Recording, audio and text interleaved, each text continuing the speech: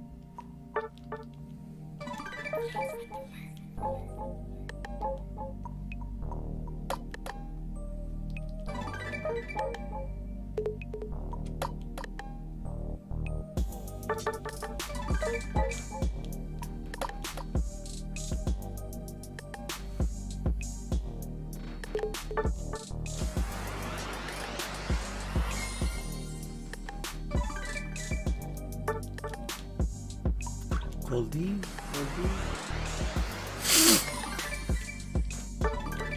It's crazy. It says I had 5. Then I used my free one and it said I only had 4 left. So, bullshit. That free one ain't free.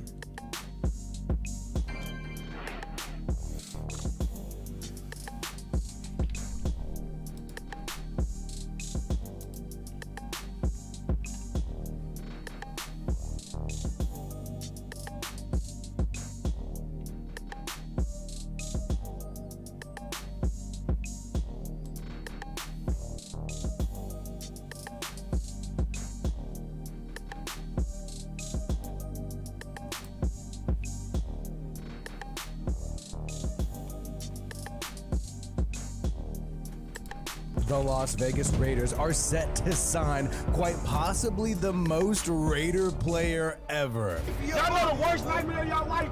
Or y'all gonna have to become 93, bro? No. Where you from? Look at that. I'm at 1200, bro. Been having the worst fucking season. Marcus Peters plays with a ton of passion, and the Raiders have a real need right now at the cornerback position. And it is quite possible that if everything goes according to plan, this move could land the Raiders in the wild card this year. We are gonna break What all the this fuck down. If you in want the us to wild upload card more this year? content, well, We're trying to make it to the playoffs, bro.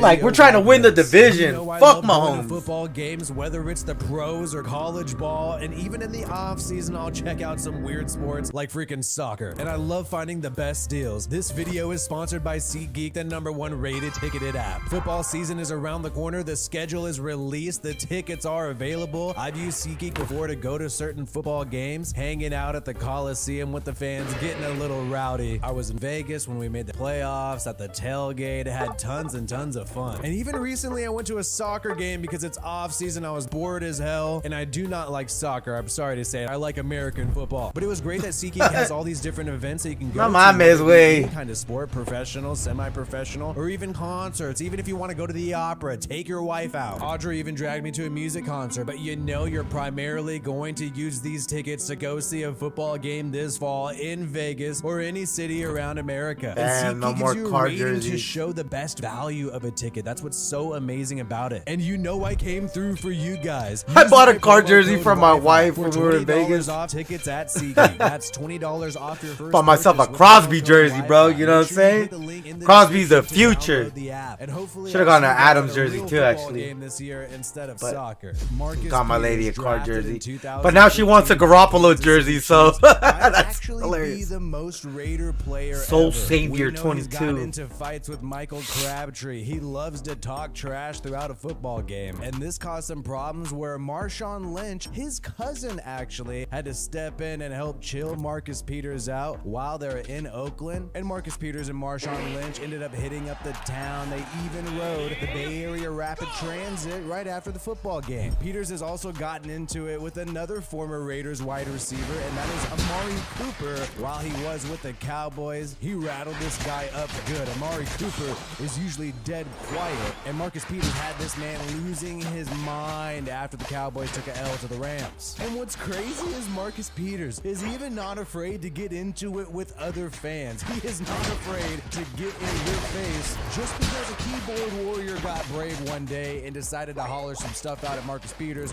while he was chilling on the sideline. Where you from? I don't think that fan's going to be going to another game anytime soon. And it's not just the fact that Marcus Peters is very competitive. He has a tough mentality. It's not just those facts as to why he's a good fit with the Raiders. He's also, born a Raiders fan. He grew up in Oakland, was a Raiders fan his whole life, ended up being drafted by the Kansas City Chiefs.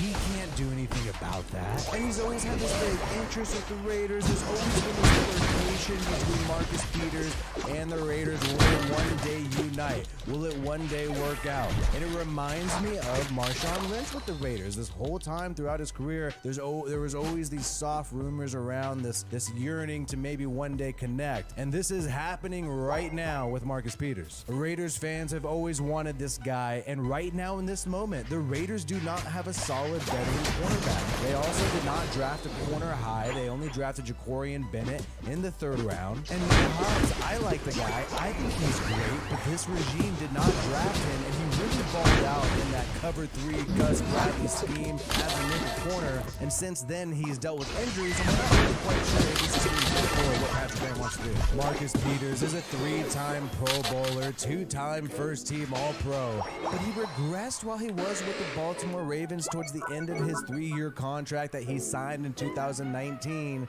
tearing his ACL in practice in 2021, making him not available for that entire season. But in 2022, he started 13 games, only missed a few games there in his last year with the Baltimore Ravens. So Peters showed that he was able to bounce back from that injury, but has he bounced back high enough to be considered that Pro Bowl player? Well, that is yet to be determined. But I do not think Peters is going to cost a lot of money because he was just paid by the Baltimore Ravens, and clearly the Baltimore Ravens have not been eager to re-sign Peters. They haven't developed a new contract together for whatever reason. Maybe they think Peters is worth the kind of money that he wants. He is already 30 years old, but I think the Raiders need a veteran presence in that cornerback room, and Josh McDaniels and the Raiders are clearly interested in this guy because they have brought Marcus Peters in on a visit. And what typically happens with these visits is the player ends up becoming signed. It's usually just a formality to make sure they pass the physical, make sure the contract, especially if it's the first visit. To grab Marcus Peters right now, and he can definitely improve this cornerback room. He could be a great mentor still for Nate Hobbs, who's only 23 years old. Jacorian Bennett, the new draft pick, is only 22 years old. And David Long Jr. is 25 years old. Duke Shelley is 26 years old. These veterans who brought in on one-year contracts.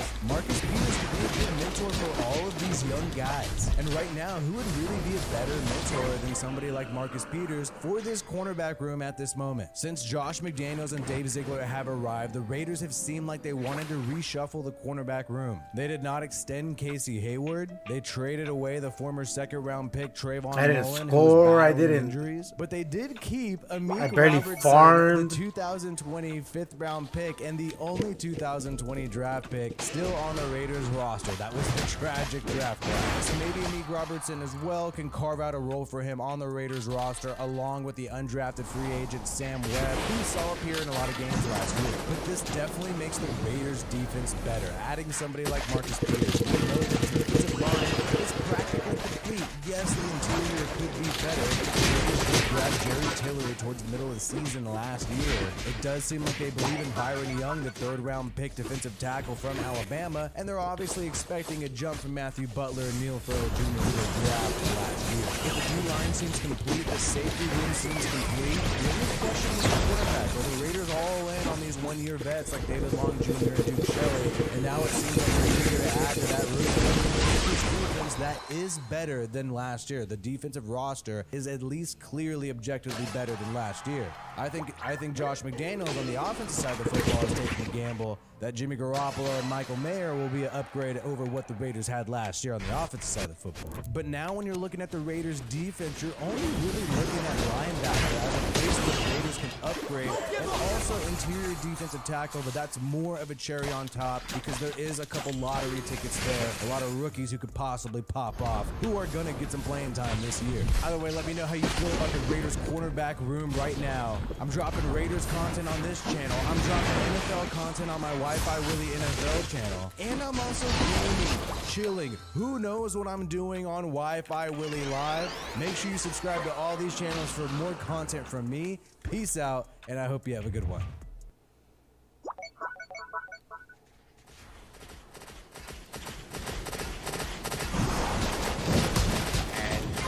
Lee played like Max. Max played like Clee. Yeah, you basically got your guy. If you picked Max Crosby at 4, everybody's like, great pick. You know, if you picked Clee in the 4th round, you know, so you ended up netting out with a top 5 pick and a 4th rounder. You know. All right, so let's get some more news draft week.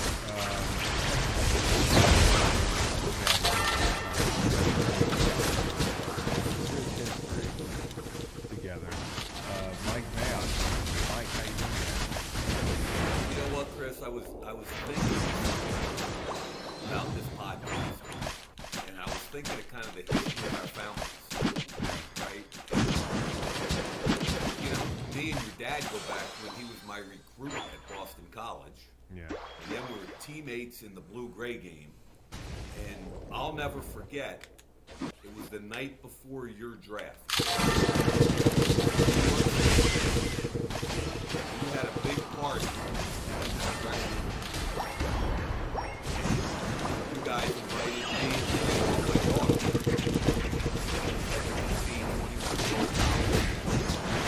I didn't know you were going to have like a whole Virginia football team. Yeah.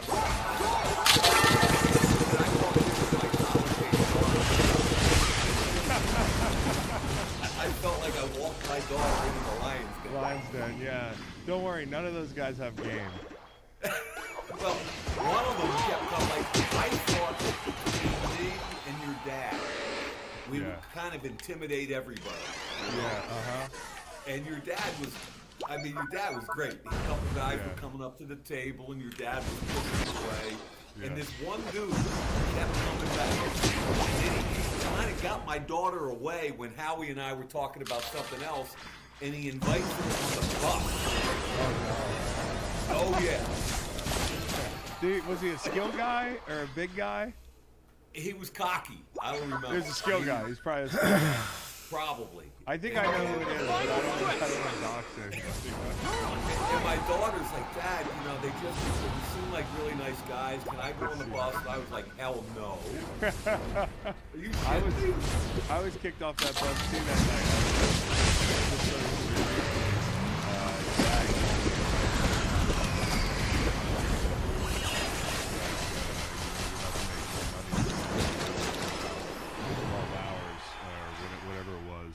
Could you just get off the you know, like, don't mess this up. So that's a precarious night. Yeah, that bus was on a trip to nowhere good. And Nowhere. Back to music.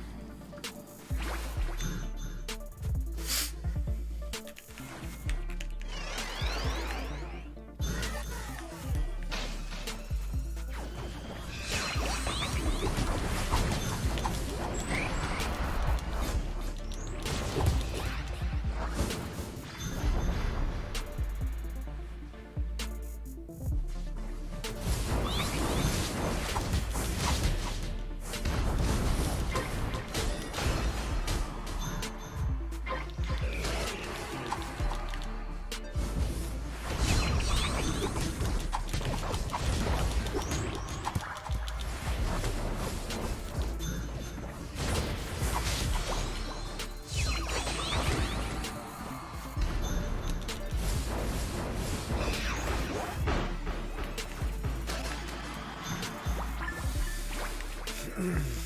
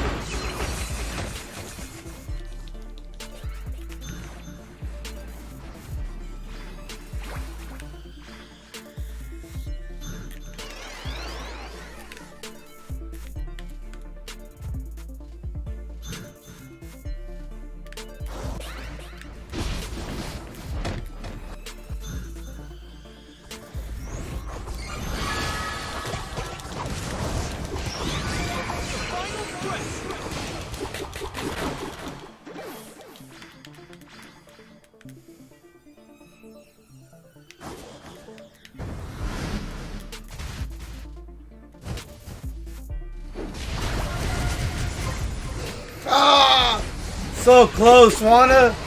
So close.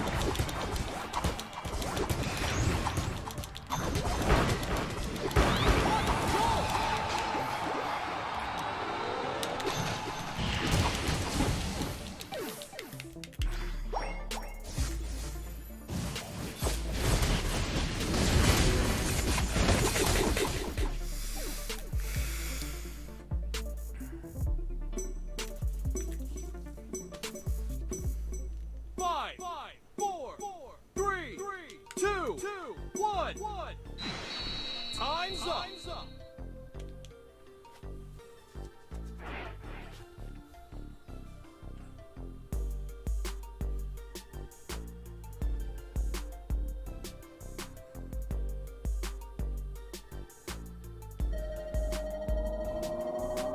You lose.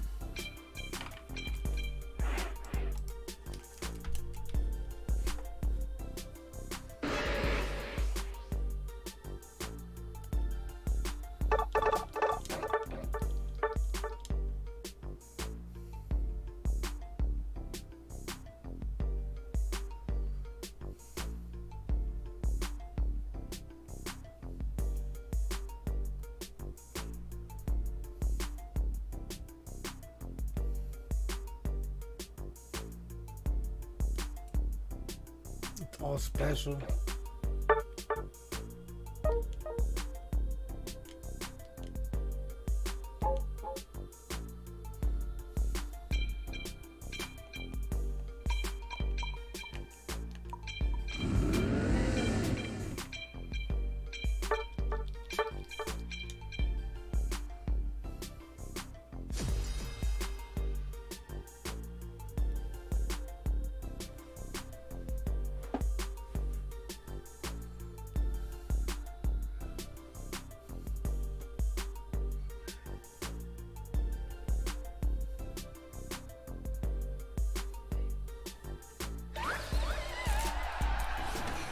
Ready, go!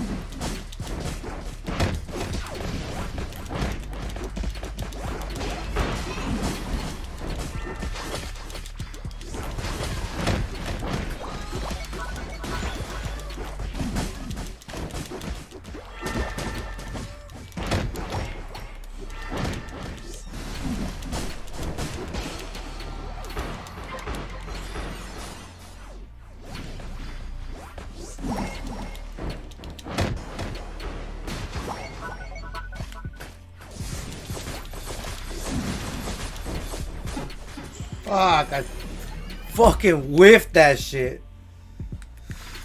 Fucking whiffed that shit. And we should have fucking broken their top.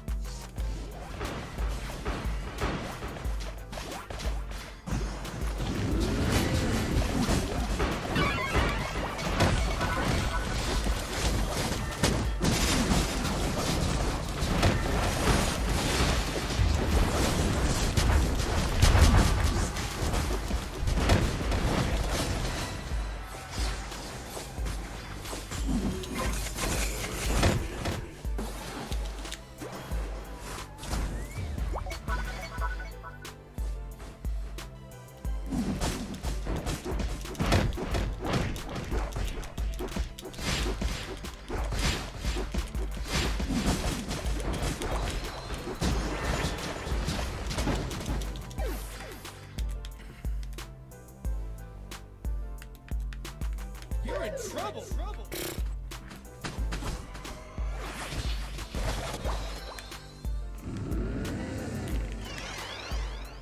need to level up.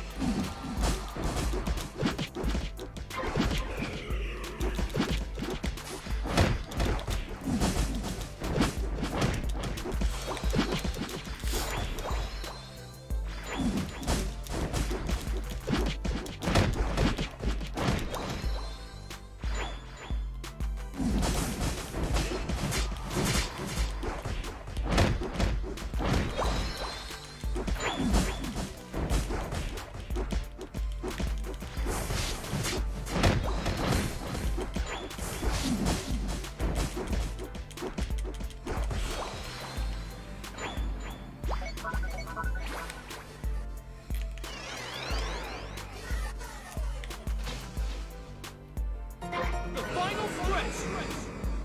You can do it.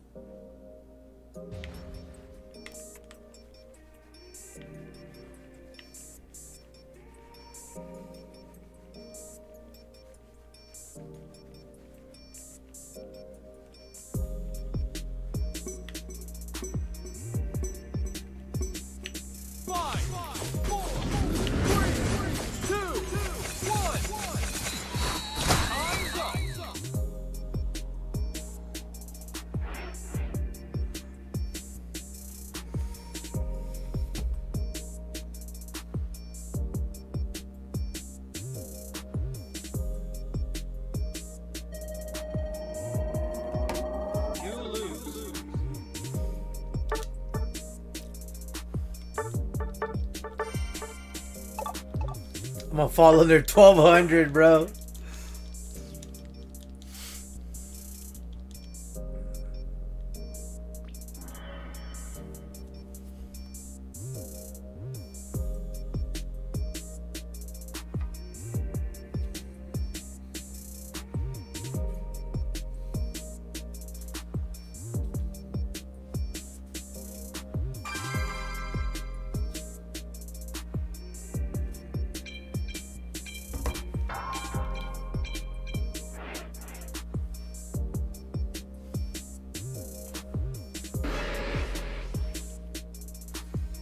This is dumb, dude. This is dumb.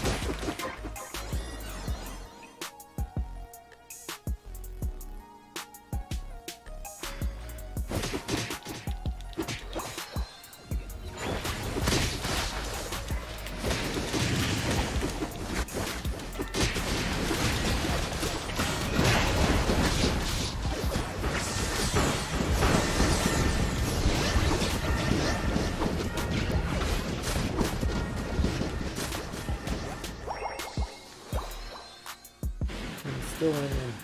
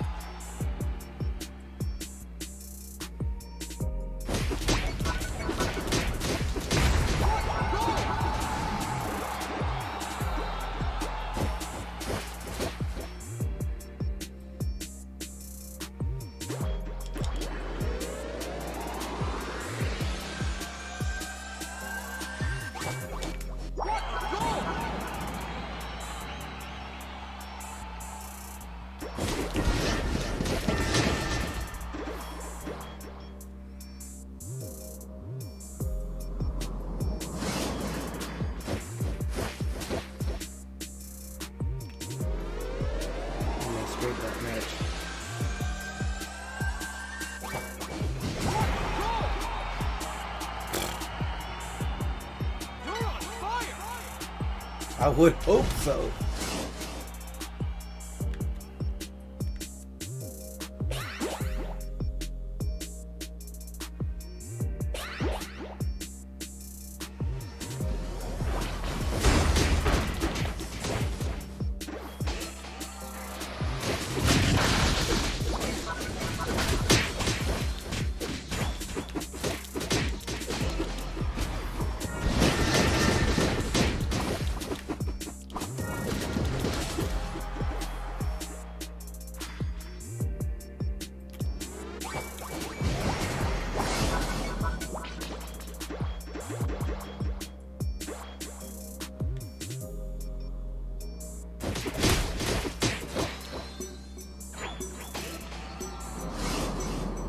Five, four, three, two, one.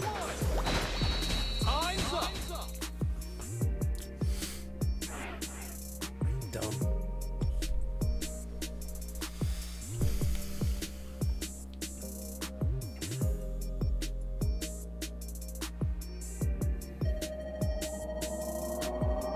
You win.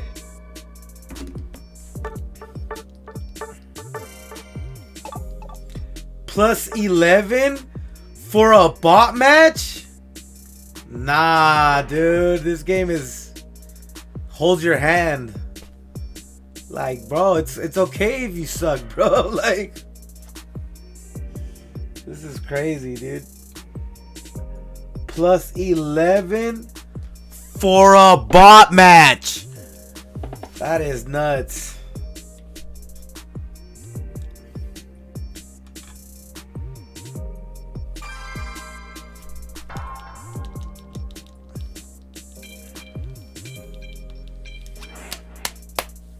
The baby.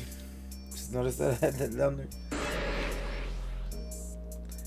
Again, another bot match plus another 20. That is nuts.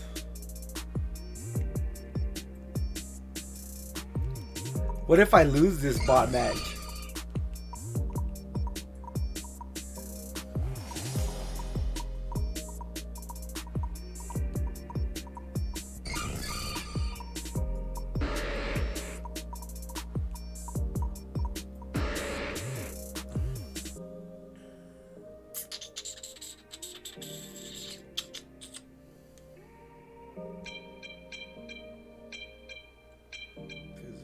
Physical. Do that. Also, though, another fucking bot match.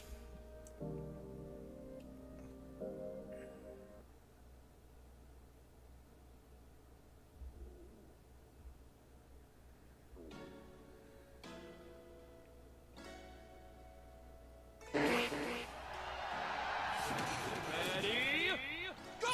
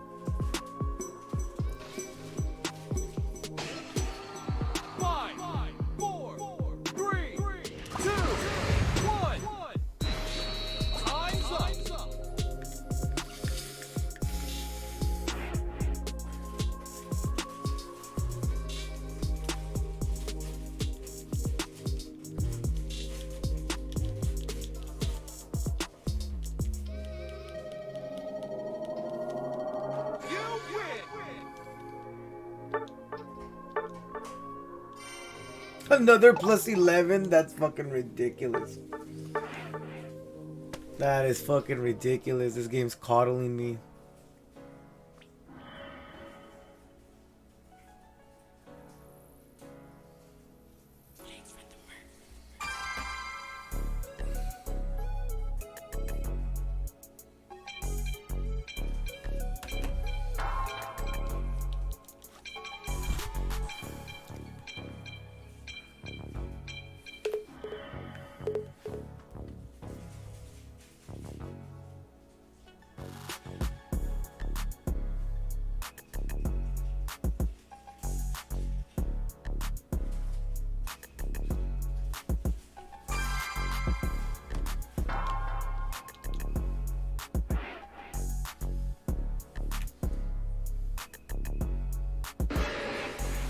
Fumando y jugando videojuegos.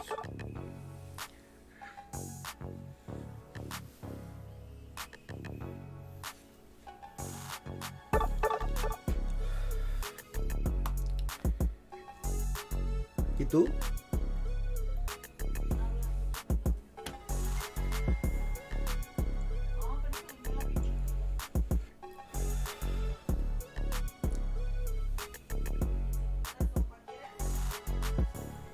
Pensé que ya había.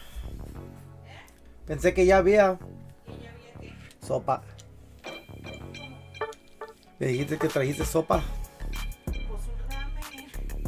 Oh, no.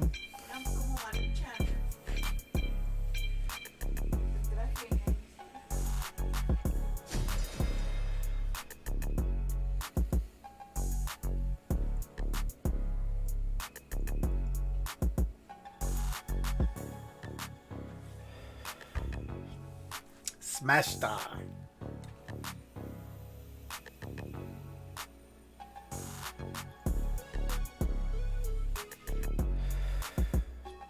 Spaghetti-O. This dope ass name. Little pyrite not loading. There you go. Ready, go!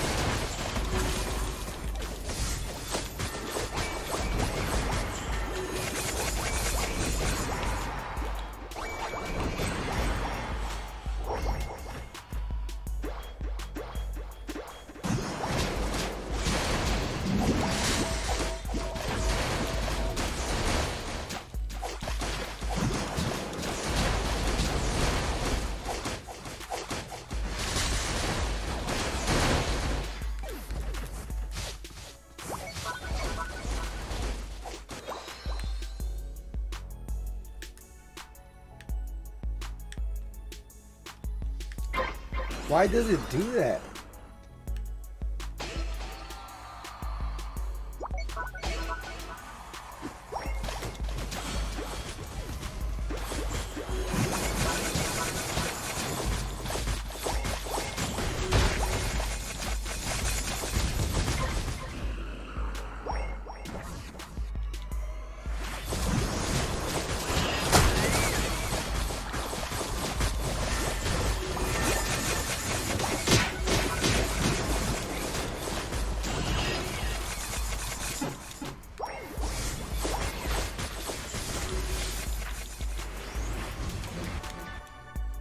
Ah, whip!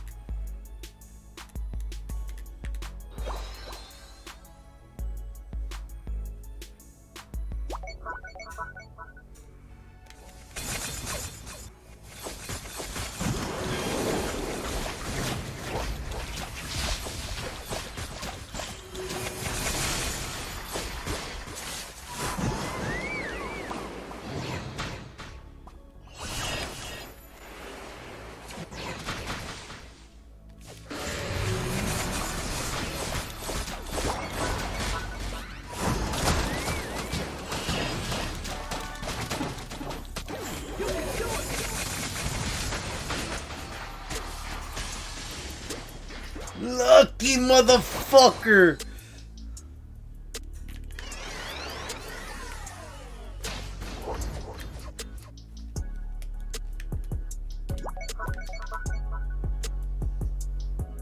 Reggie Steele.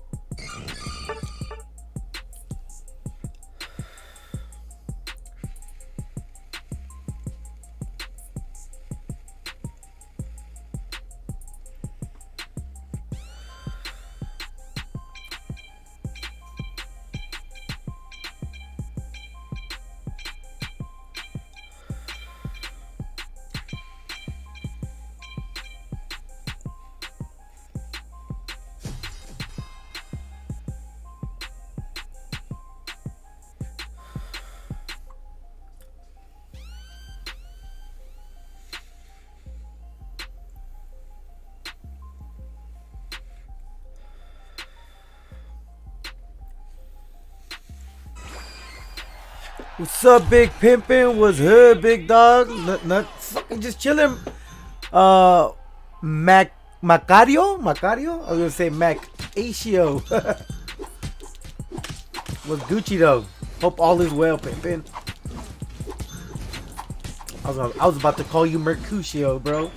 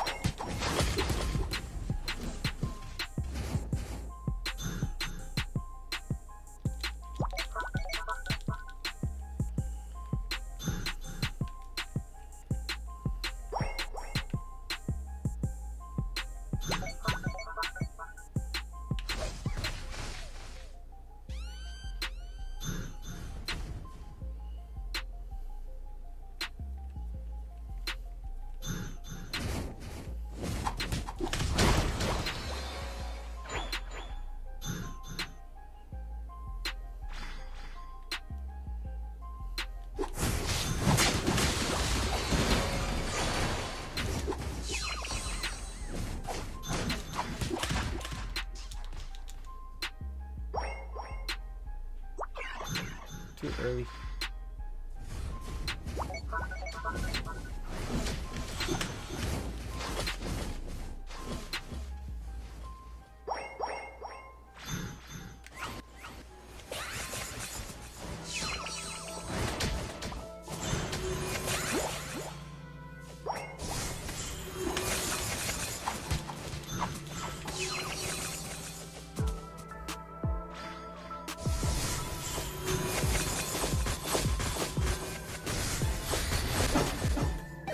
No way! What the hell was that?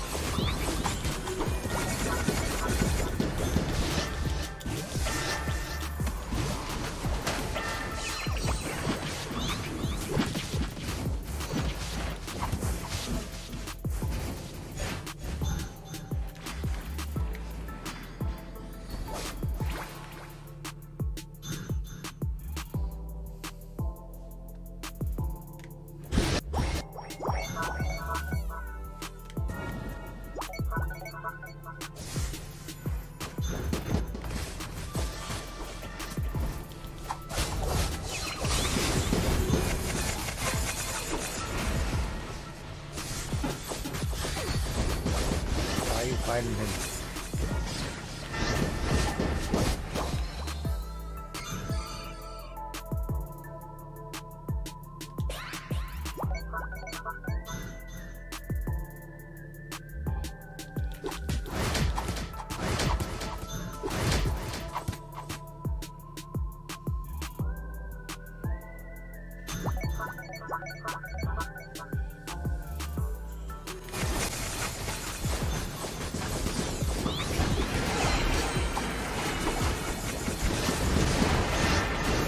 They're getting that wreck, boys.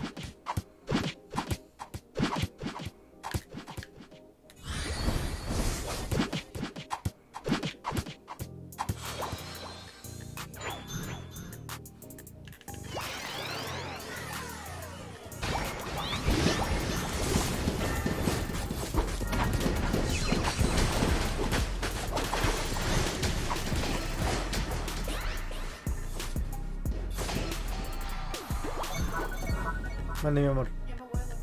Ok, ven, baby. ¿Ya está hecho o...? No, I'm good, baby.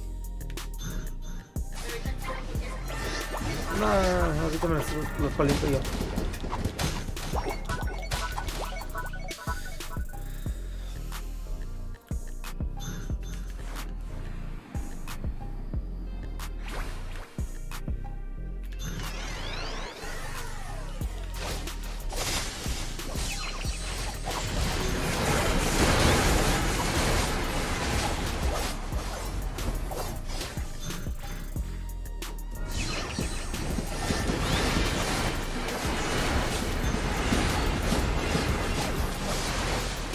Fuck me, bro.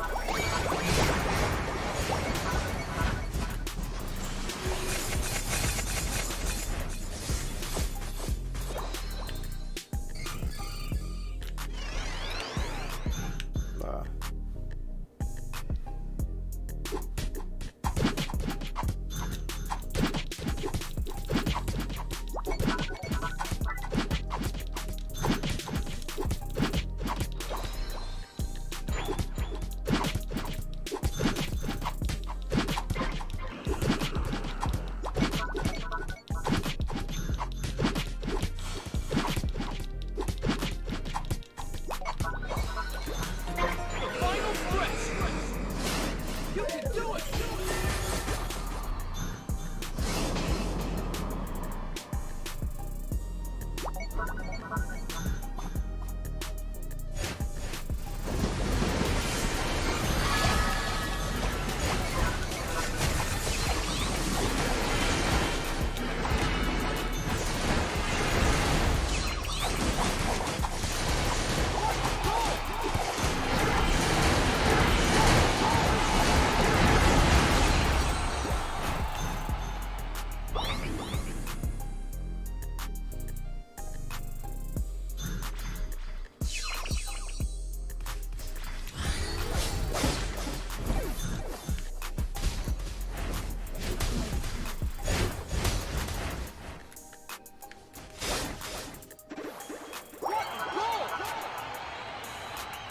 Don't give up.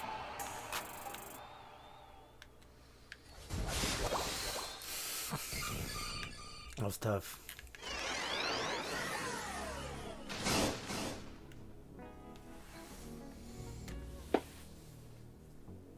What up, big pimpin'? Macario.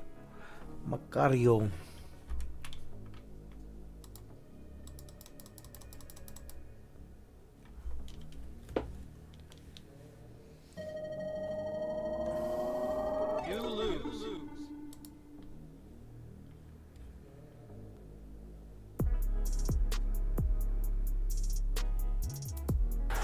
Throws back, wide open, touchdown! First NFL touchdown for Christian Wilkerson. Yeah, Wilk's a hard-working kid. He normally plays one of the top receivers of our opponents for our defense. Jacoby talked about you being here all year, showing up first earlier in the morning, 6 a.m. or whatever. Can you talk about what it was like, and did you ever think this moment would come that you would finally get the opportunity? I feel like there's just a standard here to come in and work hard every day. So it's not like I think about it. Just working hard is just standard here.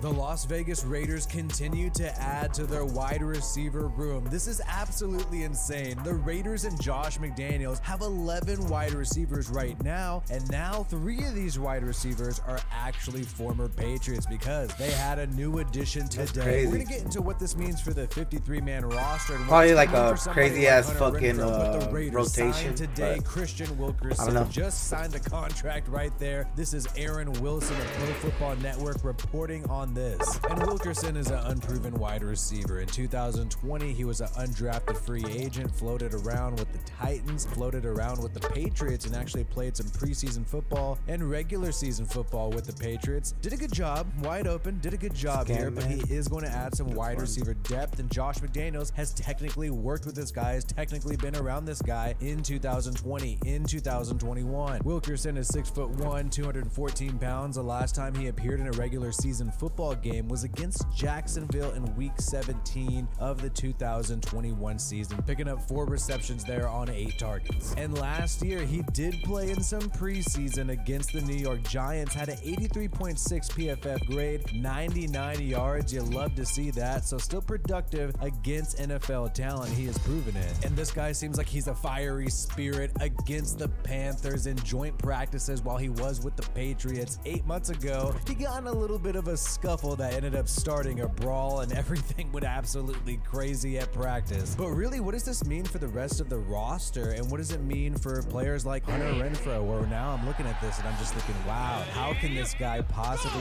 be, having a large role with the Raiders? Are the Raiders really just trying to build the bottom depth of the wide receiver room? Maybe because they experienced injuries to Hunter Renfrow and Darren Waller last year, they know how important it is to have wide receiver depth. They moved on from Matt Collins, were able to retain Keelan Cole, have Chris Lacey, added Philip Dorsett, Matt Collins the speedy former Patriots wide receiver, DeAndre Carter, the Chargers wide receiver of last year, who had his career high and plays a lot in the slot, along with Jacoby Myers, who plays a lot in the slot. He's making about $11 million a year. Cam Sims, the former Washington Commander, Trey Tucker, the third-round pick out of Cincinnati, the speedster who many people are high on and excited about, and it seems like Dave Ziegler and Josh McDaniels selected this guy in the third round to play wide receiver, not just special teams, so he's going to be a competitor for slot snaps for Hunter Renfrow. And then we got DJ Turner, who actually did back up in the slot last year, and now we have Christian Wilkerson. And Christian Wilkerson is not a slot wide receiver. He is lined up wide primarily while with the Patriots. So he's not going to be competition for Hunter Renfrow per se, but let's just say the Raiders decide to keep Hunter Renfrow. I think he's a great wide receiver. I want them to keep him, but I cannot ignore the signs that I'm seeing, and I cannot ignore the fact that the Raiders keep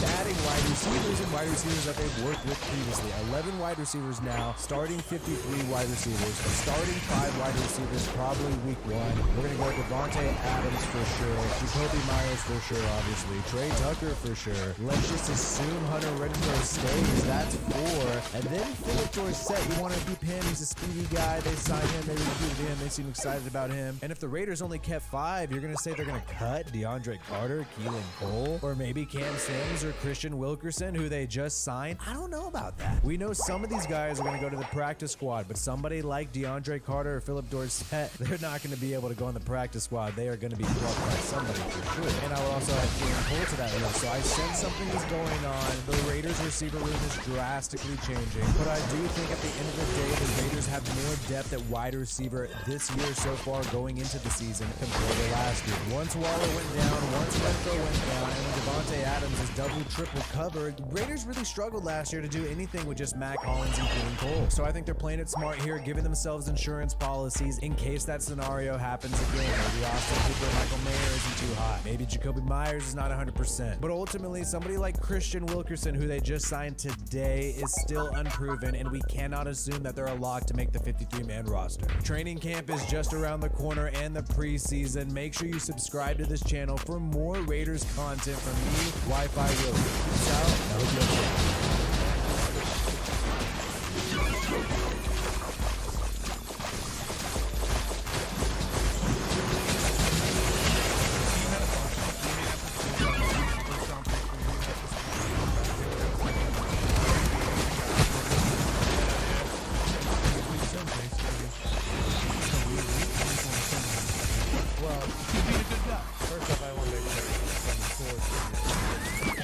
That fool's not dead.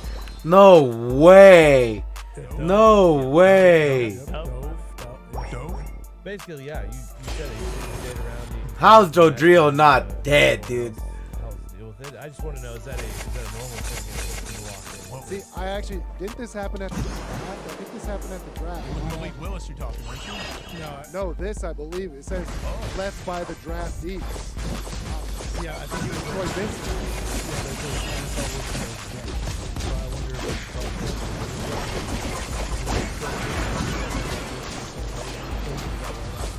No, this is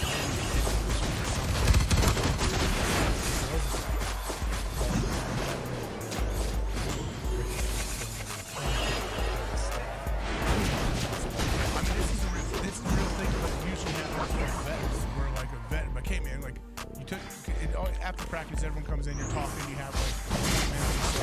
I think you start walking and you're like, oh, okay, then you cut the tape off of your shoes, and it goes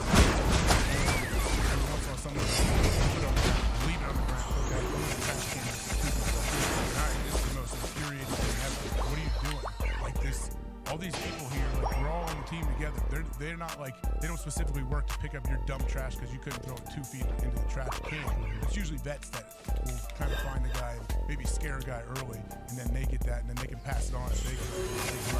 This place is going to be garbage because of us. Well, and that's like own team. It's common sense. Because this isn't just like a Colts rookie event, right? Yeah, this is for everybody. You're right.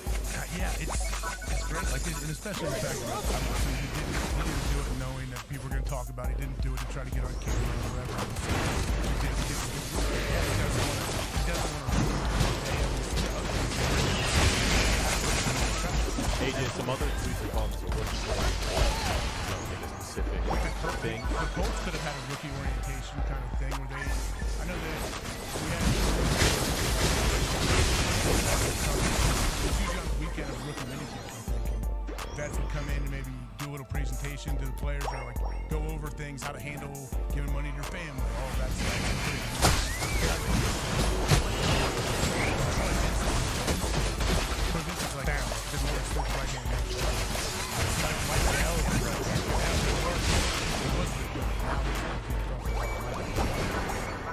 Well, where did these come from? Yeah, how did this go back to you? Because did Dove just hear this, or is this from? It'd be smart for Troy Vincent to put it out, to tell Dove. Yeah, oh yeah, true. It's great, good pub. If it truly happened, I could obviously. He needs the NFL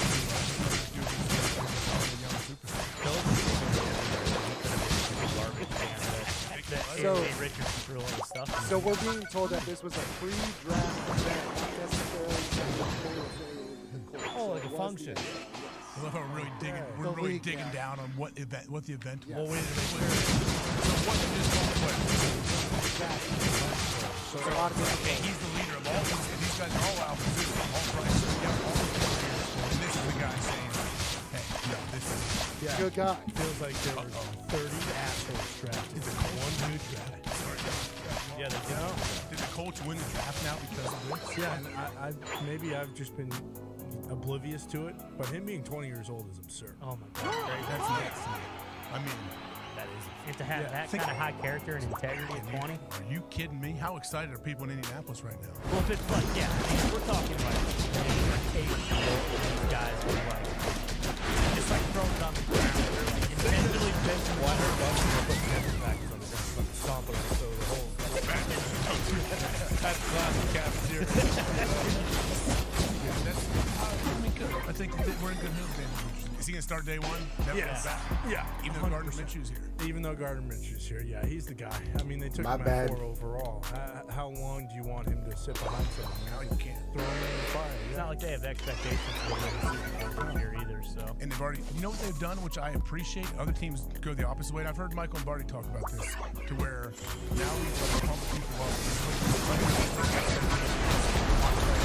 I remember I was hearing Longo on the podcast saying something like,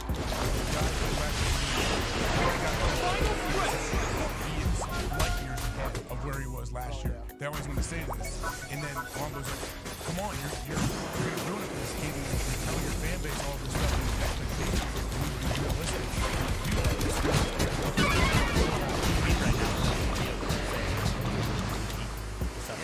Which, like, he could be. I mean, like, that he's an incredible athlete, but yeah, he would be.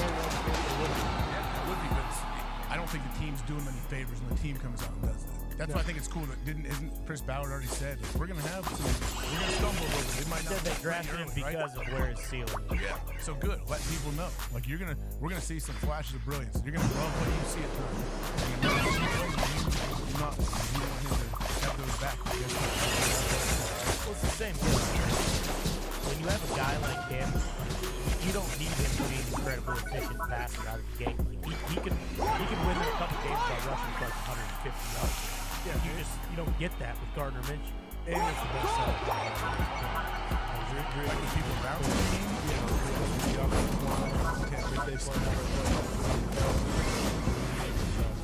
Josh Downs and he's unbelievable. Alec Harris was good. Yeah, second round pick last year. Like they do have weapons, and then defensively, we'll see what happens. Hopefully he'll be good again. Yep. He'll be rolling.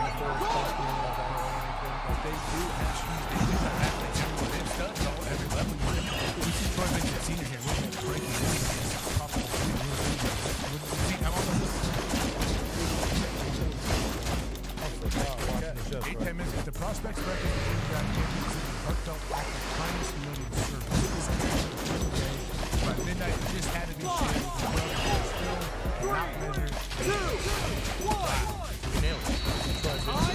Couldn't stop thinking about it. Prospects breakfast, though. Yep. Because we've been really trying to nail down exactly what this event was, right? People were just fucking throwing eggs and shit all over the place. For real, what are you guys doing at this breakfast? Throwing rolls. Jalen like, Carter. Food fight! Because I wonder if, yeah, for real. Start chugging Fuck. food. Is there a chance that they thought it was like a restaurant and that they bust your table for you and they just left? Probably. Is that what it Diggs might have been onto something. They might have had hash browns. They might have been putting ketchup packets on the ground and fucking squirting them everywhere. You might be right, man. Yeah, How long especially did if it take? Will Levis was there. Yeah. He might have just been eating so fucking hard that he just got yeah, and just eating as fast as possible all the eggs he could, and then they just got everywhere. They could have had guys like dumping syrup all over the ground too, just a sticky mess everywhere. Why would they do anything? Yeah, banana peels on the ground. Well, they're kids, you know. They're young. They're kids that got millions of dollars. They might have been trying to give someone an awful waffle. Yeah. What exactly is that, Nick? Hey, Jay, if you have to ask. I do have to ask, honestly. I assume it's something. I wanted to play with you, Javi. What is it? What the hell? I He don't said know the what it awful is. waffle. What You is don't know your- either, No, right? I don't. No, Okay, just a good. bad waffle. Doesn't You taste watch good. Salute Your Shorts with Donkey Lips and Bobby Butnick? Yeah, I remember Salute Your Shorts. I don't remember any specifics from the program, but yes, I get it. What did you do in the awful waffle, though? You never told me. I still don't know what it is. You gotta tell us, Nick. No. If it's on Salute Your Shorts, I think we could say that was a Nickelodeon show, right? It was, but that was a different. That's when they pushed the brown. Different It's a era. different era when Nickelodeon was really pushing That was the the boundary. Goosebumps era. That Yeah, it was. Fucking. Are you afraid of the dark? This wasn't long. The Las Vegas Raiders play in a division with some of the top quarterbacks in the NFL, so their pass rush has to be at the top of its game to get after those players.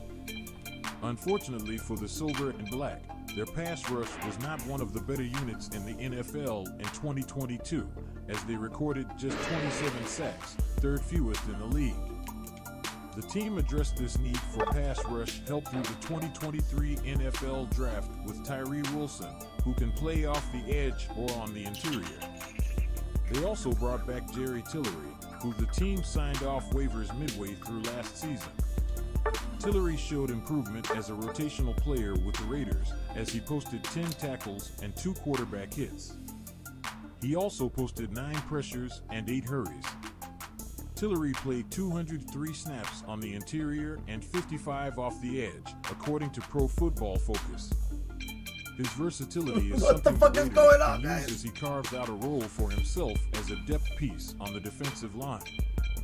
The Raiders starters are set on the edge with Max Crosby and Chandler Jones, and Wilson will play all along the defensive line. Tillery will likely do the same, and his versatility gives the Raiders depth and options to rush the passer.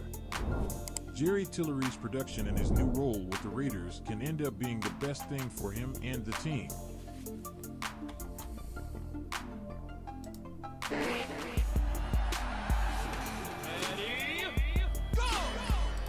The Las Vegas. And joining us right now to reveal the entire New Orleans Saints schedule, head coach. How are you, Coach? I'm doing great, man. How are you? How's that for an introduction? Did you like that intro? Yeah, that was pretty interesting. You know, I get tied in with the Falcon Heckler and all going on the schedule. So yeah, I'm good to go. Hey man, I was saying earlier we just had that fan on calling in that the Saints Falcons rivalry is the rivalry in the NFL that gets the fewest amount. That's a serious problem. Yeah, no question. No question. You know, both teams, you know, don't have a lot of love for each other, and yeah, it's been a great rivalry, and you know, certainly I've been a part of a lot of those on both sides, actually. Oh, I'm sure. Yeah, I'm sure. When you were, you know, obviously with the Raiders, and you know, you spent tons of time with the Saints, and obviously a season with the Broncos. Some really ties.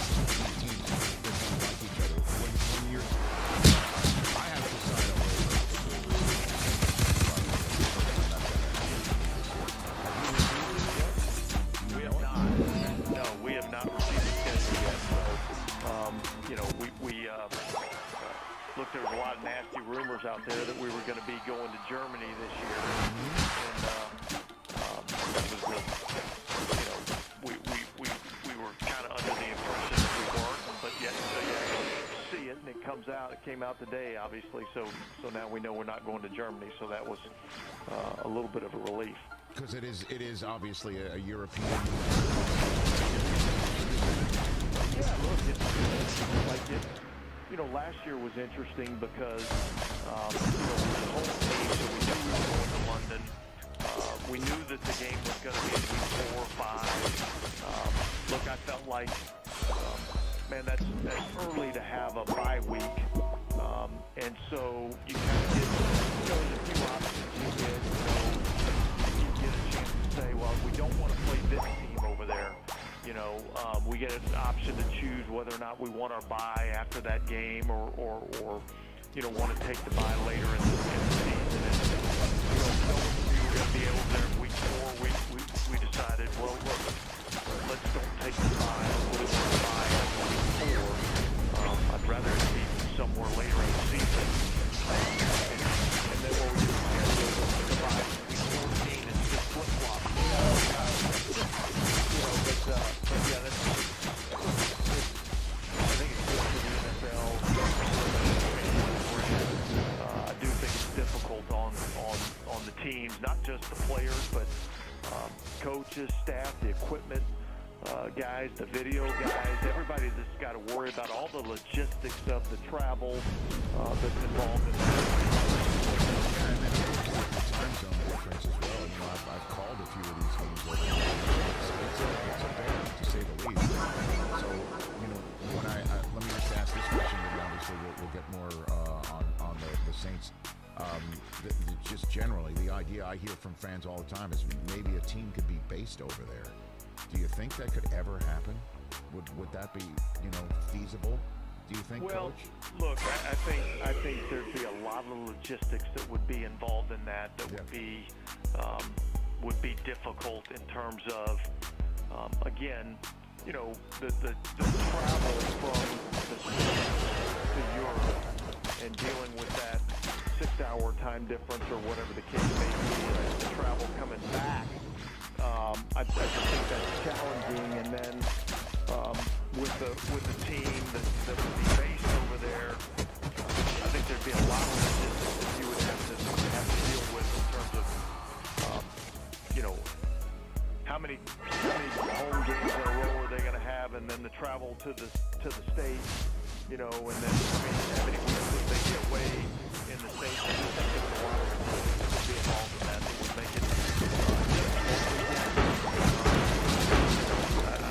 I wouldn't be shocked if you know, if we saw that somewhere in the future.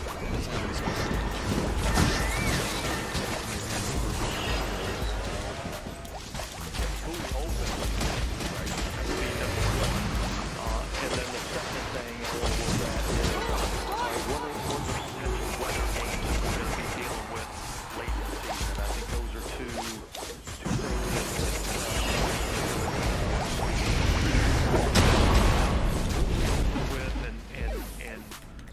and where are we opening? And then what are the potential weather games we're looking at late in the season that you'll have to deal with some of the cold weather deal like we did in Cleveland this past season.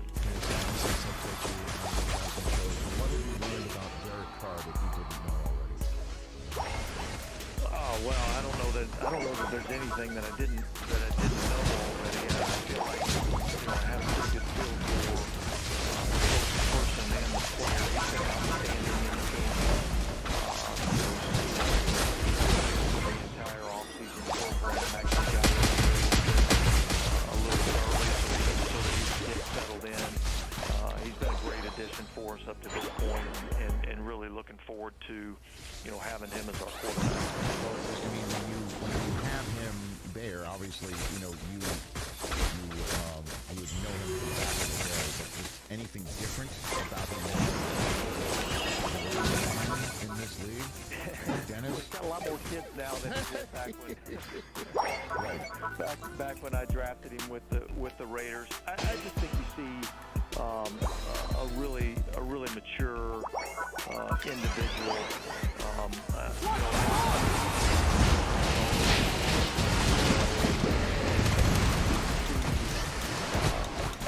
The way that he's matured, both as a player and really as a family person off the field, is pretty cool to see. It is pretty cool that they're back together again.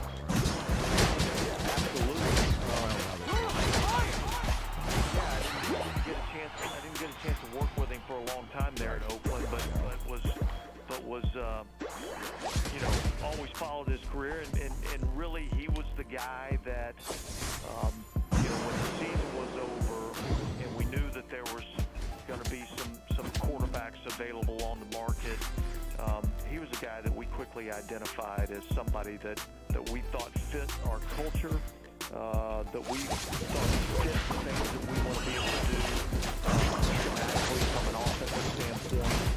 I think he was from a mental standpoint to control a lot of aspects of the game in terms of getting us in and out of the right plays on the line of scrimmage, in terms of making sure everybody's connected in terms of protection.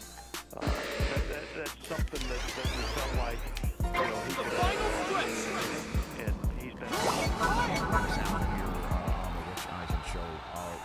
What's the scoop with your top wide receiver can't guard Mike right now?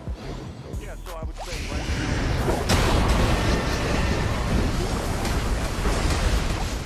he had some hardware removed out of that foot that he had surgery on last season. He did really well and worked extremely hard. Our anticipation is that he'll be limited. He'll be limited throughout this offseason, but our anticipation is that when we get to training camp, that he'll be good to go. Now, when we get to training camp, we're going to make sure that we respond with him in terms of getting back into football shape, but really kind of 2 seasons of not really playing a lot, and really had a really nice start to the season last year. So he did, because going back, just the opener against Atlanta, and our ability to throw contested ball throws to him in tough situations down there in the red zone, third down, things of that nature. Not having him was a big loss to us last year. So our expectation is that we're going to we're looking forward to getting the Mike Thomas that you saw.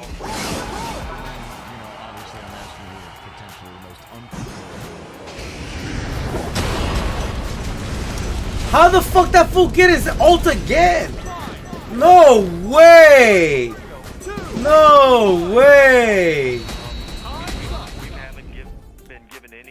How'd he get his ult again, bro? Where this might go. Certainly we've got to prepare for the possibility that we might not have him, but yet and until that shows itself, look, we're going full speed ahead, and are looking forward to getting him in here and getting going, and then we'll adjust to whatever we have to deal with. Let's talk about your draft a little bit, Dennis Allen. The story of Ryan Bresee, the defensive tackle out of Clemson, who you chose at the end of the first round, is a remarkable one, with his story, his family, and losing his sister, and then having an illness that had one would think an impact on a kid who was one of the top prospects, period, in the United States when he was coming out of high school. And just seeing him and the celebration in his household was awesome. What was it like from your end of the phone line when you spoke to him and invited him to be a New Orleans Saint, Coach? Yeah, look, it was awesome. This is a kid that, again, top player coming out.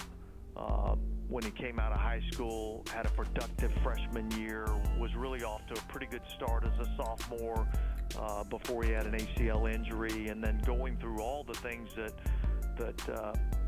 he and his family went through over the last, call it 18 months, and certainly probably even more than that. But for a young kid to go through that much adversity and deal with that much and come out on the other side and really have an opportunity to realize a dream that he's had since he was a young kid was it's cool to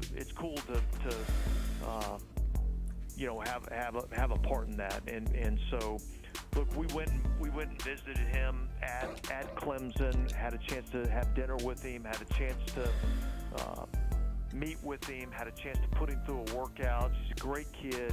He works his tail off. And we really feel like there's a lot of upside to this player, and we're excited about having him. Tons of upside as well. I'm sure you believe on a lot of your draft choices. One that leaps out at me is Derek Carr is not the only Fresno State quarterback in your quarterback room now. What did you like about Jake Haener, and what do you see for him in this future that clearly, obviously, has Derek Carr in it? What do you make of him, this young prospect? Well, look, I think. So Ronald Curry and DJ Williams, two of our coaches, had an opportunity to both be the coordinator and the quarterback coach at the Senior Bowl, and Jake was on their team. So we had a lot of kind of insider information in terms of the type of person that he was, the type of leader that he is, the intelligence level that he has. Those are all things that, from an intangible standpoint that you look at that you really, we really like. Watch the tape. You see a guy that, comes up big in big moments. He's never shied away from competition. And he throws the ball. He makes really good decisions. He throws the ball with timing and accuracy, and those are the qualities that you look for in a quarterback.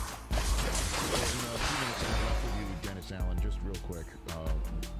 Derek Carr, does he have a chip on his shoulder here?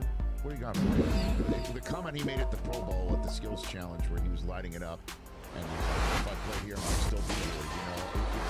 He doesn't seem it. He definitely has an edge to him. We all know that. But it seems like he's got a chip on the way things ended in Vegas with the Raiders, and now he's there with you right now. I think he's always going to have a little bit of a chip on his shoulder. Basically coming out of Fresno State, and then I think he's a quarterback that has top-level ability, and yet he hasn't been recognized in that way. And I think he's looking forward to getting the opportunity to come here to New Orleans to play in this offense, an offense that, he's got. I don't ever want to get into comparisons, but there's some similarities between him and Drew, and Drew's had a lot of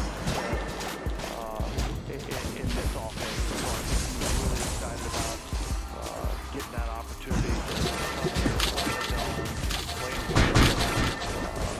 crowd at the Superdome, which is an unbelievable experience, and I think he's looking forward to a clean slate and getting a new start.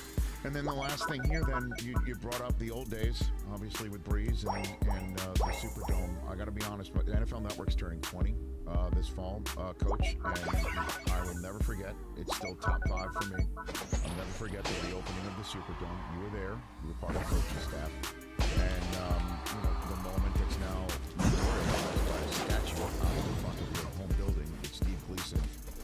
Can you walk me through where you were at that moment, that night? It's interesting because played in the Superdome several times. Not played, but coached in the Superdome when I was with the Falcons, and we would come here and play, and felt like, man, this is a pretty unique place. And yet, the first time I walked into that building and the reopening of the dome, it was that game, that experience is probably the most emotional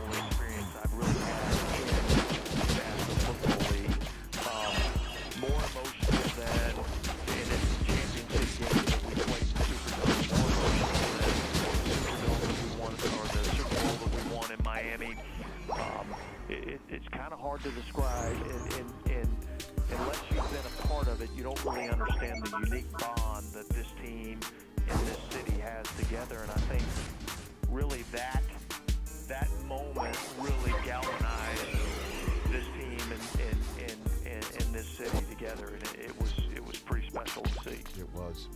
Coach, I appreciate the time. I do notice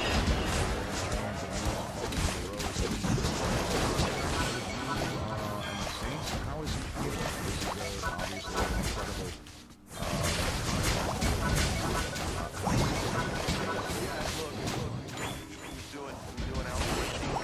Oh, that bitch got me. He got a really good, number one, I would say, I think, you know, the huge shout out They just to don't want me to score.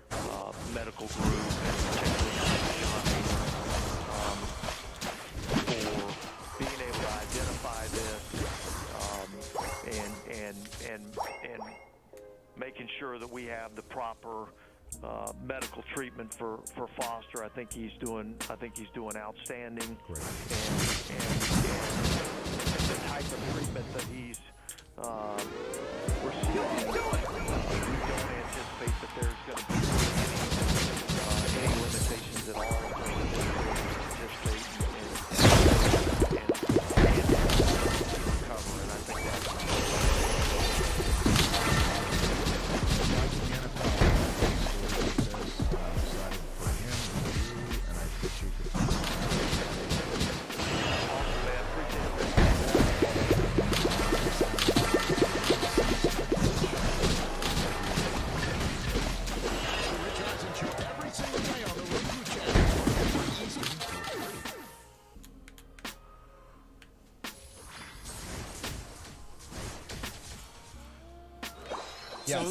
So listen. There's three very, very exciting new quarterbacks in the AFC, and we've already talked for the last couple of years how loaded the AFC is, especially the quarterback position. So when you put the three new ones in, here's how it shook out. So I just put Mahomes in a division all by himself. He is in the Mahomes division.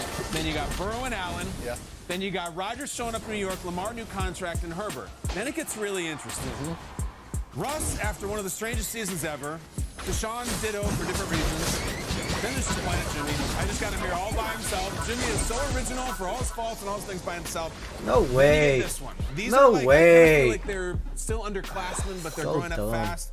Pickett, Mack, Tua, and Lawrence coming off a playoff win that was a very complicated playoff win. And then you got your rookies, Stroud and Levis and Richardson. So the 7 tiers of AFC quarterbacks, and everybody wants in. You at home wants in, and the people on the set here want in. So I want to ask you guys, I'll just tee you up. Yeah. Look at them, and it's obvious it's not scripture. These not on stone tablets. It's just me in my basement messing around. Which quarterback do you think I misranked? Who wants to go first? Oh, we're gonna do whiteboards, do we? Oh, look, we get the magic. We don't just say it. I think the first one is what? Misranked? Who is misranked here? Who are you like? What Visually, misranked? What was visually jarring for me was not only seeing Jimmy Garoppolo on his own, but having Tua Tagovailoa be below him, and that I was not prepared to have such a visceral reaction that I did to Tua being considered less than Jimmy Garoppolo, and I think Tua Tagovailoa is straight up misranked on this one. So Tua. Yeah, I would agree with you. I'm going to say Tua, but I'm also going to add in Trevor Lawrence. He really took off towards the back end of last season. And both of these two guys, Tua and Trevor Lawrence, led their team to the playoffs. So I think that alone, I would bump them up a tier, and I would have their beautiful smiles right next to Jimmy Garoppolo. So Tua, Trevor Lawrence, I'm bumping them up one. Yeah, I'm going to say Jimmy was misranked. He should be higher. And right now the people in the airports watching without any sound have no idea what's going on. So there we go. That's for them. Now they know what's happening as well. But I would put Jimmy, I would jump. At 4? I think he's, because the sour taste in my mouth from the season last year that Russell Wilson had, I just don't think that Jimmy should be below him. I love the fact that he's by himself, right? It's kind of a unique situation. The other thing is the Raiders really didn't, we thought, ooh, they're going to draft a quarterback high. Look at all the work they did in the quarterback. They wound up not doing it. They still believe that Jimmy could be, not for the long haul, but the relative long haul. This is why this is tricky. Jimmy's won some big games, which he's played really, really well. You know, Lawrence was the most popular response on Twitter. How could you have Trevor Lawrence there? I love him, like most of us do. I feel like last year was really his true rookie year because the year before they had Urban Meyer head coach. It was a disaster. Wins a playoff game despite playing terribly in the first half. Oh! So it's complicated. I got a lot of heat on Lawrence. Question number 2.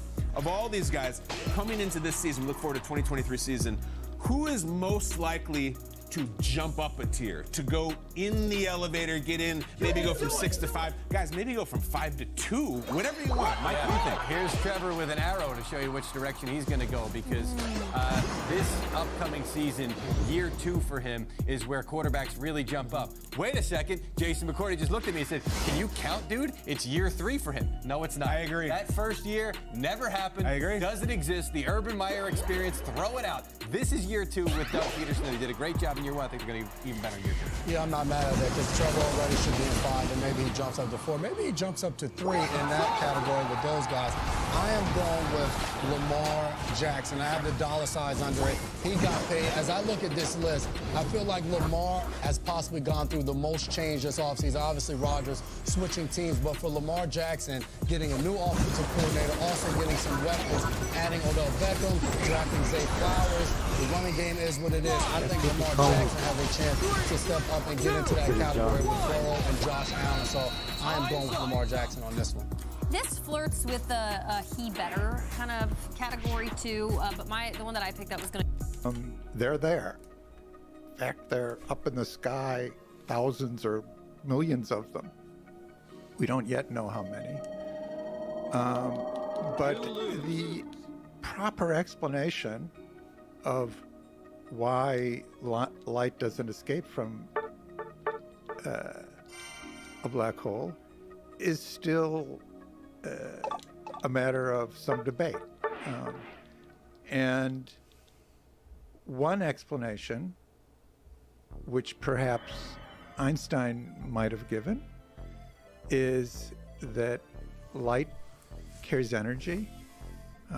You know it carries energy because, you know, we have photocells and we can take the light from the sun and collect it, turn it into electricity.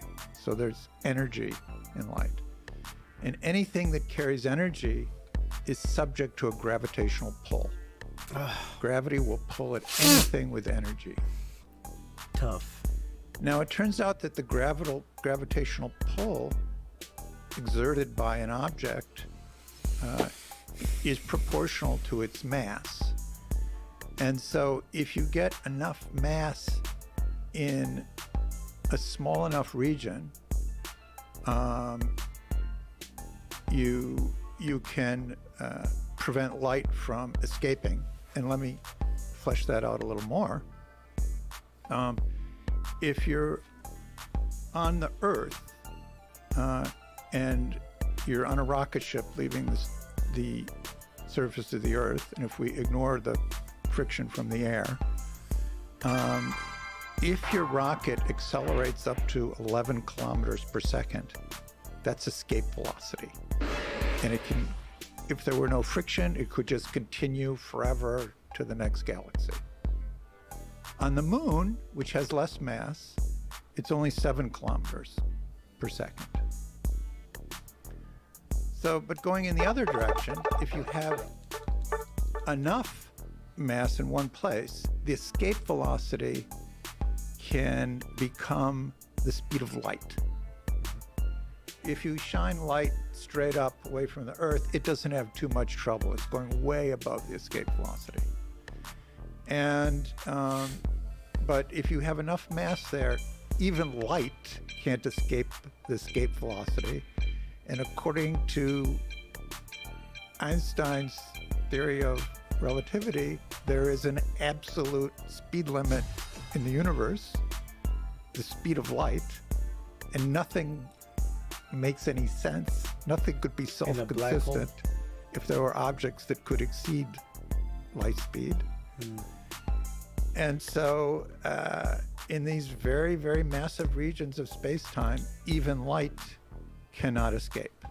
And the interesting thing is Einstein himself didn't think that these objects we call the black holes could exist. Let me actually linger on this. Yeah, that's incredibly interesting. Yeah. There's a lot of interesting things here. First of all, the speed limit. How wild is it to you, if you put yourself in the mind in the time of Einstein before him, to come up with a speed limit of that there is a speed limit, and that speed limit is the speed of light? How difficult of an idea is that? Isn't it?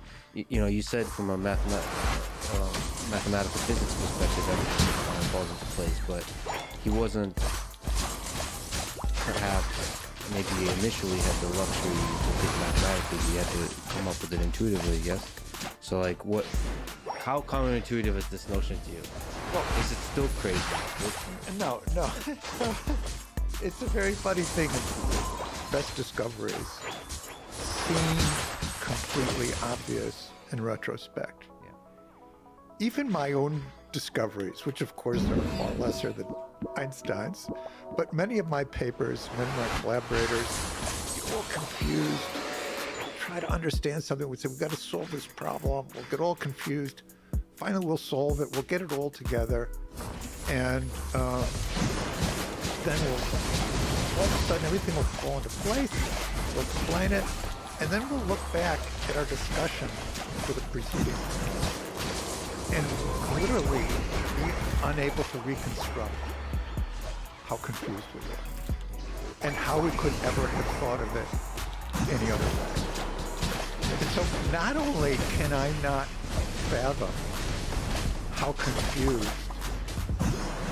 Einstein was before when he started thinking about the issues, I can't even reconstruct my own confusion from 2 weeks ago. So the really beautiful ideas of physics have this very hard to get yourself back into the mindset. Of course, Einstein was confused about many, many things. Doesn't matter if you're a physicist. It's not how many things you got wrong. It's not the ratio of how many you got wrong and how many you got right. It's the number that you got right. So Einstein didn't believe black holes existed, even though he predicted them. And I went and I read that paper, which he wrote. Einstein wrote down his field equations in 1915, and Schwarzschild solved them and discovered the black hole solution 3 or 4 months later, very early 1916. And 25 years later, Einstein wrote a paper. So with 25 years to think about what the solution means, wrote a paper in which he said that black holes didn't exist. And I'm like, well, if one of my students in my general relativity course wrote this, I wouldn't pass it. Get to see my same thing with gravity waves. He didn't believe. Oh, he didn't believe in gravitational waves, did he? He went back and forth, but he wrote a paper saying that gravity waves didn't exist because people were very confused about what a coordinate transformation is. And in fact, this confusion about what a coordinate transformation has persisted, and we actually think we're on the edge of solving it 100 years later. Well, 100 years later. What is coordinate transformation as it was 100 years ago to today? Let's imagine I want to draw a map with pictures of all the states and the mountains, and then I want to draw the weather forecast, what the temperatures are going to be. And I do that using one set of weather stations, and I number the weather stations. And you have some other set of weather stations, and you do the same thing. So the coordinates are the locations of the weather stations. They're how we describe where they are. At the end of the day, we should draw the same. That is coordinate. And if we're telling somebody, we're going to tell somebody in a real physical operation, we want you to stay as dry as possible on your drive from here to California, we should give them exactly the same. No matter which weather station we use or how we use it. It's a very trivial the labeling of points is an artifact and not in the real physics. So it turns out that that's almost true, but not quite. There's some subtleties. Statement that you should always have the same, give it the same kind of objectives and kind of instruction. Yeah, there's some very delicate subtlety to that, which began to be noticed in the 50s. It's mostly true, but when you have a space-time with edges, it gets very tricky how you label the edges. Is space-time in terms of space or in terms of time, in terms of everything? Just either one, space or time. That gets tricky. And Einstein didn't have it right, and in fact he had an earlier version of general relativity in 1914, which he was very excited about, which was wrong. It wasn't fully coordinate invariant, it was partially coordinate invariant. It was wrong. It gave the wrong answer for bending light to the sun by a factor of 2. There was an expedition sent out to measure it during World War I. They were captured before they could measure it. And that gave Einstein 4 more years to clean his act up by the time he'd gotten it right. So it's a very tricky business, but once it's all laid out, it seems. Then why do you think Einstein didn't do his own equations and didn't think that black holes are real? Well, why was that such a different thing? Well, something very interesting.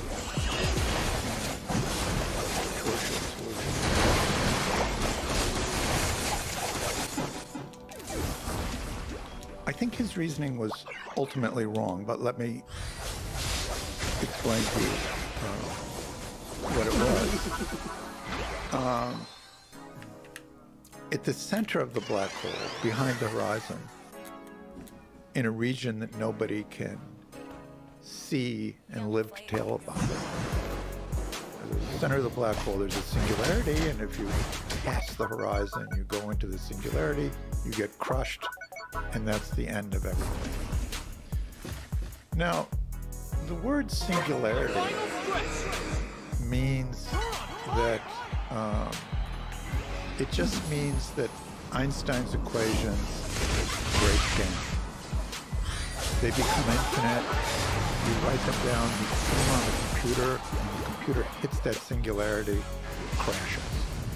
Everything becomes infinite. The equations are just no good there. Now, that's actually not a bad thing. It's a really good thing. Let me explain why. So, it's an odd thing that Maxwell's theory with the and alt Newton's theory never what got me that laser blast? exhibit Crazy. this phenomenon. You write them down, you can solve them exactly. They're really Newton's theory of gravity. They're really very simple theories. You can solve them. Well, you can't solve the three-body problem, but you can certainly solve a lot of things about them. Nevertheless, there was never any reason, even though Maxwell and Newton perhaps fell for this trap, there were never any reason to think that these equations were exact. And there's no equation. Well, there's some equations that we've written down that we still think are exact. Some people still think are exact. My view is that there's no exact equation. Everything is an approximation. Everything is an approximation. You try to get as close as possible. So you think you're saying objective. The internet's gonna be very mad. We could discuss that, but that's a different thing. We wouldn't say Newton's theory was wrong. It had very, very small corrections, incredibly small corrections. It's actually a puzzle why they're so small. So if you watch the precession of Mercury's perihelion, this was the first indication of something going wrong. According to Newton's theory, Mercury has an elliptical orbit. The long part of it moves around as other planets come by and perturb it and so on. And so this was measured by Leverrier in 1859, and he compared theory and experiment, and he found out that the perihelion precess moves around the sun once every 233 centuries instead of every 231 centuries. Okay, now this is the wonderful thing about science. Why was this guy? I mean, you don't get any idea how much work this is, But of course, he made one of the greatest discoveries in the history of science without, even knowing what good it was going to be. So that's how small, that was the first sign that there was something wrong with Newton. Now, so the corrections to Newton's law are very, very small, but they're definitely there. The corrections to electromagnetism, they're mostly, the ones that we see are mostly coming from quantum effects. And so the corrections are for Maxwell's equations is when you get super tiny, and then the corrections for the for Newton's laws of gravity is when you get super big. That's when you require corrections. That's true, but I would phrase it as saying when it's super accurate. If you look at the Bohr atom, Maxwell electromagnetism is not a very good approximation to the force between the proton and the electron. The quantum mechanics, if you didn't have quantum mechanics, the electron would spiral into the proton and the atom would collapse. It's quantum, so that's a huge correction there. Sure. So every theory gets corrected as we learn more. There'd just be no reason to suppose that it should be otherwise. How does this relate to the singularity? Why the singularity? So when you hit the singularity, you know that you need some improvement to Einstein's theory of gravity. And that improvement, we understand what kind of things that improvement should involve. It should involve quantum mechanics. Quantum effects become important there. It's a small thing. And we don't understand exactly what the theory is, but we know there's no reason to think, Einstein's theory was invented to describe weakly curved things, the solar system, and so on. And it's incredibly robust that we now see that it works very well near the horizons around black holes and so on. So it's a good thing that the theory drives itself, that it predicts its own demise. Newton's gravity had its demise. There were regimes in which it wasn't valid. Maxwell's electromagnetism had its demise. There was regimes in which quantum effects greatly modified the equations. But general relativity, all on its own, drove a system which originally was fine, would perversely wander off into a configuration in which Einstein's equations no longer applied. So to you, the edges of the theory are wonderful. The failures of the theory. Edges are wonderful because that keeps us in business. So one of the things you said, I think, in your TED Talk, that the fact that quantum mechanics and relativity don't describe everything, and then they clash is wonderful. I forget the adjective you used, but it was something like this. So why is that? Why is that interesting? Do you in that same way that there's contradictions that create discovery? There's no question in my mind, of course many people would disagree with me, that now is the most wonderful time to be a physicist. Why is that? So people look back at it's a classical thing to say among physicists, I wish it were 1920. Right. Quantum mechanics had been just understood. There was the periodic table.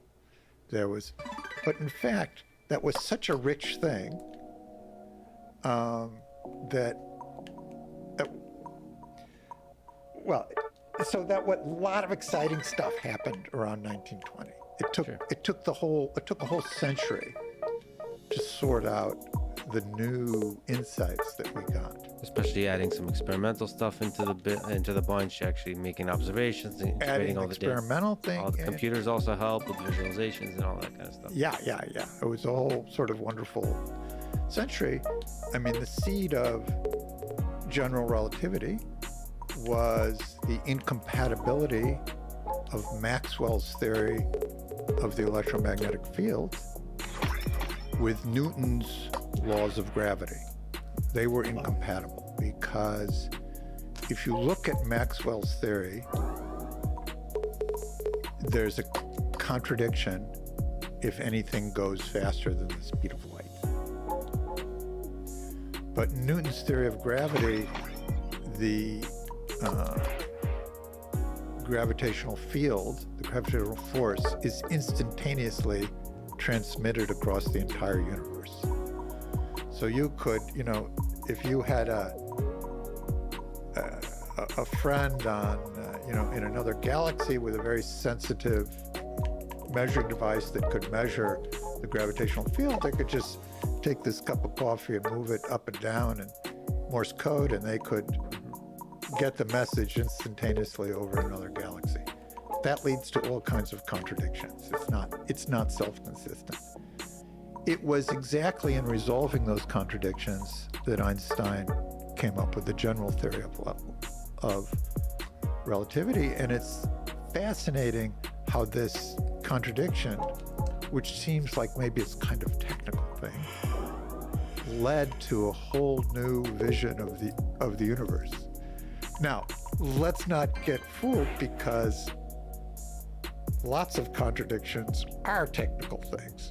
We haven't set up we run into other kinds of contradictions that are technical, and they don't seem to, we understood something wrong, we made a mistake, we set up equations in the wrong way, we didn't translate the formalisms. As opposed to revealing some deep mystery that's yet to be uncovered. Yeah.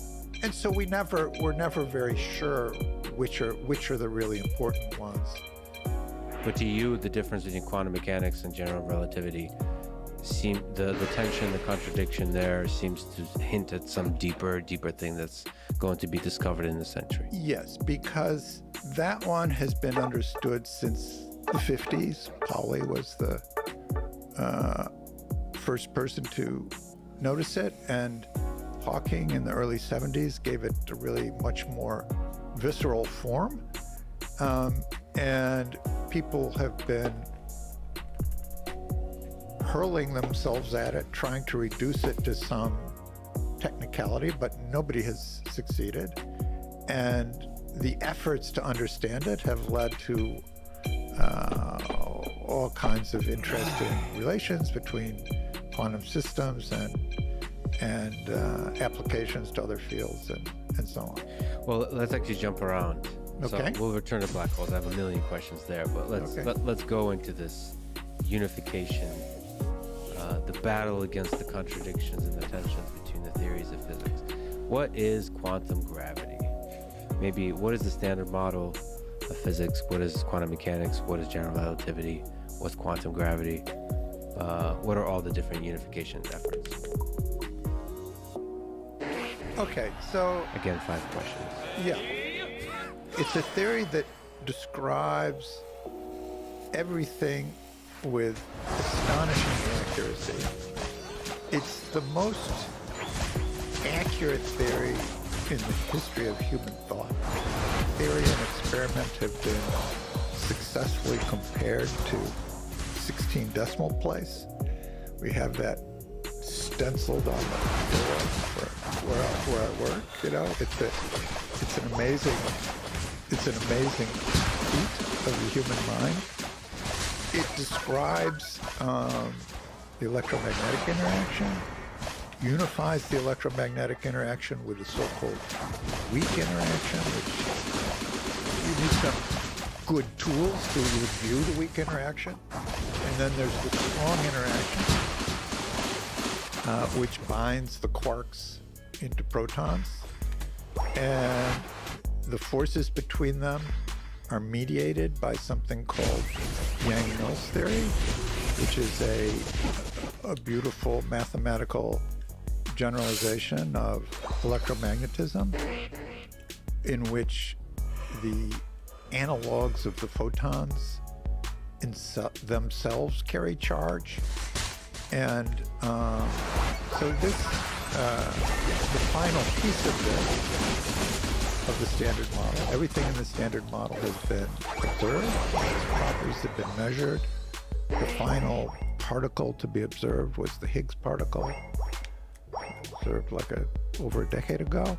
Oh, Higgs is already a decade ago. I think it is, yeah. Wow, time flies. But you better check me on that, yeah. It's true, but so much fun has been happening. So much fun has been happening. And so that's all pretty well understood. There's some things that might or might not around the edges of that. Dark matter, neutrino masses, some sort of fine points or things we haven't quite measured perfectly and so on, but it's largely a very complete theory, and we don't expect anything very new conceptually in the completion of it. Anything contradictory. Anything contradictory. I'll have some wild questions on that front. But yeah, anything that, because there's no gap. It's so accurate, so precise in its prediction, it's hard to imagine. Yeah. And it was all based on something called, let me not explain what it is, let me just draw a buzzword, renormalizable quantum field theory. All in that category of renormalizable quantum field. I'm going to throw that on our Good one. Right. So they all fall under that rubric. Gravity will not put that suit on. So the force of gravity cannot be tamed by the same renormalizable quantum field theory to which all the other forces so eagerly submitted. What is the effort of quantum gravity? What are the different efforts to have these two dance together effectively, to try to unify the Standard Model and general relativity, any kind of model of gravity? Sort of the one fully consistent model that we have that reconciles, that sort of tames gravity and reconciles it with quantum mechanics is string theory and its cousins. And we don't know what, or if in any sense, string theory describes the world, the physical world, but we do know that it is a consistent reconciliation of quantum mechanics and general relativity, and moreover one which is able to incorporate particles and forces like the ones we see around. So it hasn't been ruled out as an actual sort of unified theory of nature, but there also isn't a in my view. Some people would disagree with me. But there isn't a reasonable possibility that we would be able to do an experiment in the foreseeable future, which would be sort of a yes or no to string theory. Okay, so you've been there from the early days of string theory. You've seen its development. What are the interesting developments? What do you see as also the future of string theory? And what is string theory? Well, the basic idea which emerged in the early 70s was that if you take the notion of a particle and you literally replace it by a little loop of string, the strings are sort of softer than particles. What do you mean by softer? Well, if you hit a particle, so a particle on this table, a big one, and you hit it, you might bruise yourself. But if there was a string on the table, you would probably just push it around. And the source of the infinity in quantum field theory is that when particles hit each other, it's a little bit of a jarring effect. And I've never described it this way before, but it's actually scientifically accurate. But if you throw strings at each other, it's a little more friendly. One thing I can't explain is how wonderfully precise all the mathematics is that goes into describing strings. We don't just wave our hands and throw strings around, and there's some very compelling mathematical equations that describe it. Now, what was realized in the early 70s is that if you replace particles by strings, these affinities go away, and you get a consistent theory of gravity without the infinities. And that may sound a little trivial, but at that point it had already been 15 years that people I didn't mean to do that. Searching around for any kind of theory that could do it. And it was actually found by accident. And there are a lot of accidental discoveries in the subject. Now, at the same time, it was believed then that string theory was an interesting sort of toy model for putting quantum mechanics and general relativity together on paper, but that it couldn't describe some of the very idiosyncratic phenomena that pertain to our own universe. In particular, the form of so-called parity. Ooh, another term for the bar later tonight. Yeah. Parity violation. So if you go to the bar and I already got the renormalized. And you look in the mirror across the bar, yes. The universe that you see in the mirror is not identical. You would be able to tell if you show the lady in the bar the photograph that shows both the mirror and you. If she's smart enough, she'll be able to tell. Bro! What a savage! Which one oh! Very precise measurements. They're pissed. And if the photograph was too grainy, it might not be possible. But its principle is possible. Why is this? Crazy. Crazy. Hit it with the ghost. Not perfect. Hit it with the ghost. No, it's a very interesting. That shit's crazy. That shit's crazy. In string theory, it was thought could not tolerate that. And then it was learned in the mid-'80s that not only could it tolerate that, but if you did things in the right way, you could construct a world involving strings that reconciled quantum mechanics and general relativity, which looked more or less like the world that we live in. And now, that isn't to say that string theory was deductive. It just meant that it was consistent, that there the hypothesis that string theory describes our world can't Crazy. be ruled out from the get-go. And it is also the only proposal for a complete theory that would describe our world. Still, nobody will believe it until there's some kind of direct experiment. And I don't even believe it myself. Sure, which is a good place to be mentally as a physicist, right? Yeah. Always. I mean, Einstein didn't believe his own equations, right, with the black hole. Okay. Well, that one he was wrong about that. He was wrong about that. But you might be wrong too, right? So, do you think string theory is dead? If you were to bet all your money on Crazy. No. the You future might be of wrong string too. I think it's All right, everybody, I'm a out. logical error. Everybody, just probably to like think no one. that string theory Just is me, Darwin. either